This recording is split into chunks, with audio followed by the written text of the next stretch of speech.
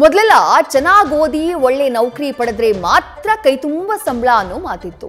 ಈಗ ಲಕ್ಷಾಂತರ ರೂಪಾಯಿ ಖರ್ಚು ಮಾಡಿ ಶಿಕ್ಷಣ ಪಡೆದ್ರು ಒಳ್ಳೆ ಕೆಲಸ ಸಿಗೋದು ಕನಸಿನ ಮಾತು. ಒಂದ್ ವೇಳೆ ಕೆಲಸ ಸಿಕ್ಕರೂ ಬರೋ ಸಂಬಳ ಯಾವುದಕ್ಕೂ ಸಾಲಲ್ಲ. ಇದರಿಂದ ತಮಾಷೆಗಾಗಿ ಆದ್ರೂ ಕೆಲಸ ಬಿಟ್ಟು ಪಾನಿಪುರಿ ಅಂಗಡಿ ಇಡಬೇಕಪ್ಪ ಅಂತ ಹೇಳ್ತಾರೆ. ಆದ್ರೆ ತಮಿಳುನಾಡಿನಲ್ಲಿ ಪಾನಿಪುರಿ ವ್ಯಾಪಾರಿಯೊಬ್ಬನ ವರ್ಷದ ಇನ್ಕಮ್ ಸದ್ಯ ಸಖತ್ ಸದ್ದು ಮಾಡ್ತಾ ಇದೆ. ಪಾನಿಪುರಿ ವ್ಯಾಪಾರಿಯ ಆನ್ಲೈನ್ ಪೇಮೆಂಟ್ ಟರ್ನ್ ಓವರ್ ನೋಡಿ ನೆಟ್ಟಿಗರು ಶಾಕ್ ಆಗ್ಬಿಟ್ಟಿದ್ದಾರೆ.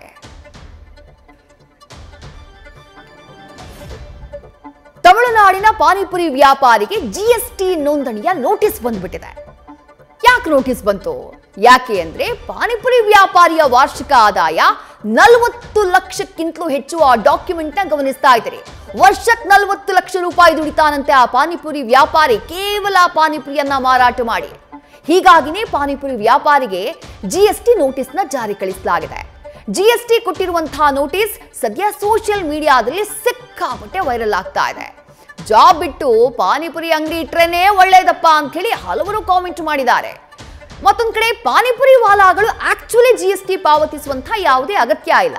ಆದ್ರೆ ಆನ್ಲೈನ್ ವಹಿವಾಟಿನ ಪ್ರಕಾರ ಈಗೆಲ್ಲ ಡಿಜಿಟಲ್ ಪೇಮೆಂಟೇ ಆಗ್ತಾ ಇರುವಂತಹ ಕಾರಣಕ್ಕಾಗಿ ವ್ಯಾಪಾರಿಗಳಿಗೆ ಜಿಎಸ್ಟಿ ಅನ್ವಯ ಆಗುತ್ತೆ.